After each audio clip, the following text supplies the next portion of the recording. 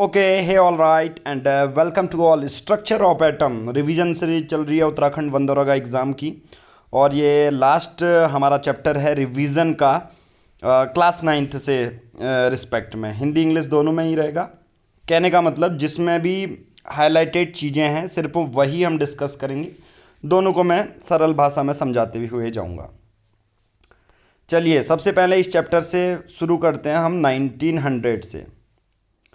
1900 में J Thomson ने electron को ढूंढ लिया, बट उससे पहले भी एक साइंटिस्ट थे जिनका नाम था ई गोल्डस्टीन। उन्होंने 1886 में कैनाल रेज ढूंढी थी। और उन्होंने कैनाल रेज होते हैं एक्चुअली पॉजिटिवली चार्ज्ड। अगर कहीं पॉजिटिव है तो सिंपल सी बात है उसको न्यूट्रल करने के लिए अणु में नेगेटिव चार्ज भी होगा।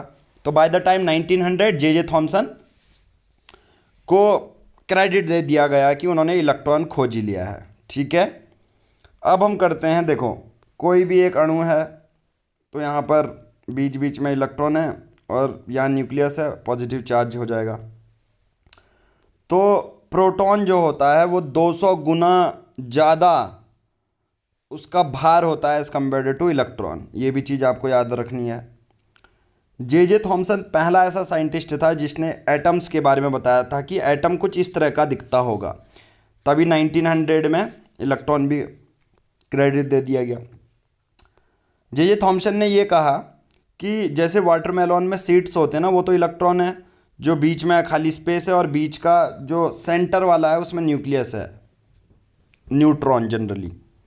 या क्रिसमस पुडिंग की तरह बोला जे थॉमसन ने, जैसे होता है ना क्रिसमस का पेड़ स्टार वगैरह लगे रहते हैं वो इलेक्ट्रॉन है, ऐसे ही इन्होंने बोला। जे थॉमसन ने यह भी कहा कि जितना पॉजिटिव चार्ज होता है उसे प्रोटॉन कहते हैं, नेगेटिव चार्ज को इलेक्ट्रॉन कहते हैं, और किसी भी अणु में वो सेम रहते हैं। तो जे थॉमसन की जब ये थ्योरी फैली तो 1906 में उनको फिजिक्स के लिए, इलेक्ट्रॉन की डिस्कवरी के लिए नोबेल प्राइज़ भी दे दिया गया कि भाई साहब चलो आपने ढूंढ दिया है, आपका काम ख़त्म। सिमिलरली दूसरे साइंटिस्ट आने लगे, रदरफोर्ड उनमें से एक था। रदरफोर्ड ने अल्फ़ा पार्टिकल के साथ एक्सपेरिमेंट किया। Alpha particle generally positively charge होते हैं। अगर उनका परमाणु भार देखूं तो 4 म्यू होता है, हीलियम के दुगने होते हैं। जैसे हीलियम का 2 है तो 4 अल्फ़ा पार्टिकल पॉजिटिवली चार्ज होते हैं। उन्होंने गोल्ड फॉइल से उसे भेजा। तो हालांकि अल्फ़ा पार्टिकल प्रोटॉन से भी भारी होते हैं। सोचो प्रोटॉन 200 गुना ज़्यादा भारी है इलेक्ट्रॉन से। नाउ अब जब पता चला रदरफोर्ड को, अल्फ़ा पार्टिकल उसने डाल दिया गोल्ड फॉइल से पास कराते हुए, तो उनको क्या पता लगा कि जो न्यूक्लियस की रेडियस है, त्रिज्या है, वो 10.10 यानी कि अंग्रेजी में कहो तो 10⁵ टाइम्स कम है रेडियस ऑफ एटम के। कहने का मतलब क्या है, रदरफोर्ड ने इससे क्या पता लगाया कि ये न्यूक्लियस है, ये तो इतना छोटा है, पर एटम इससे, एटम का जो रेडियस होगा वो 10⁵ टाइम्स बड़ा होगा।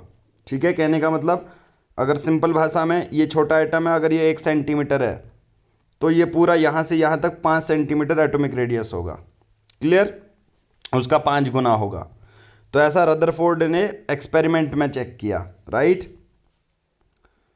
पर रदरफोर्ड ये नहीं बता पाए कि जब उनसे पूछा गया कि इलेक्ट्रॉन घूमते हैं एक वक्त के बाद वो एनर्जी लूज़ कर देंगे, फिर तो इलेक्ट्रॉन हट जाने चाहिए अपनी ऑर्बिट से, ये नहीं बता पाए।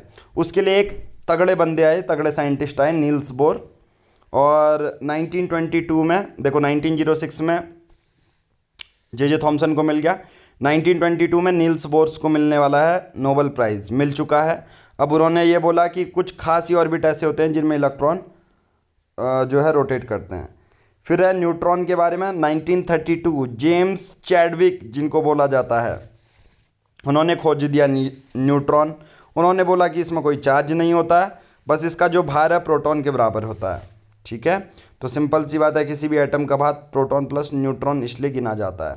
ओके, देखो सभी एलिमेंट्स में, सभी जितने भी तत्व हैं उसमें न्यूट्रॉन होते हैं, बट एक में नहीं होगा जो कि है hydrogen, right. But without moving further आपको ये नोट्स चाहिए हाईलाइटेड वाले, प्लस टेस्ट सीरीज, और वन दरोगा एग्ज़ाम में बहुत अच्छे क्वालिटी कंटेंट वाले नोट्स के साथ आप एग्ज़ाम क्वालिफाई करना चाहते हैं तो वन दरोगा एग्ज़ाम का पेड बैच ज्वाइन कर सकते हैं। 499 रुपीज़ में डिस्काउंटेड ऑफर है। 499 रुपीज़ में गूगल पे, फ़ोन पे करना है। आप क्रेडिट कार्ड, डेबिट कार्ड से नीचे इंस्टामोजो का लिंक दिया होगा, आप किसी भी पेमेंट मेथड से पे कर सकते हैं। उसके बाद हम आपके अपने टेलीग्राम ग्रुप से ऐड कर लेंगे। तो यह है सुपर 50 का टेलीग्राम प्राइवेट बैच। इसमें सभी जो बच्चे हैं वो टेस्ट सीरीज ले सकते हैं, एक्सेस कर पाएंगे जैसे ही हम इसमें ऐड कर लेते हैं आपको, राइट। साथ ही फ्री बैच भी है और आप इसको भी ज्वाइन कर सकते हैं। करना बहुत सिंपल है, टेलीग्राम में सर्च करना है UKPR पब्लिकेशन। तो उत्तराखंड के अपकमिंग जितने भी एग्ज़ाम हैं सभी की डिटेल्स आपको इसी ग्रुप में मिल जाएगी फ्री में। चलिए आगे बढ़ते हैं। वैलेंसी, कोई कहता है किसी के लास्ट में 8 इलेक्ट्रॉन है तो उसकी वैलेंसी 0 हो जाएगी। ये बताता है बोर्स बरी स्कीम, राइट। एक परमाणु संख्या उसको दिखाते हैं Z से और परमाणु भार को दिखाते हैं A से। परमाणु भार कितना होता है, जितने प्रोटॉन है उतने ही न्यूट्रॉन होते हैं। तभी तो कार्बन का भी जो मैंने बताया 6 6 12, एल्युमिनियम का 27, ठीक है, 13 + 14, ये चीज़ याद रखना।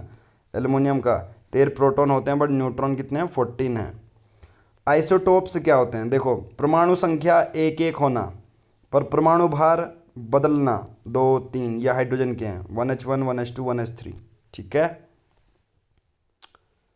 और नाउ दूसरा है आपका,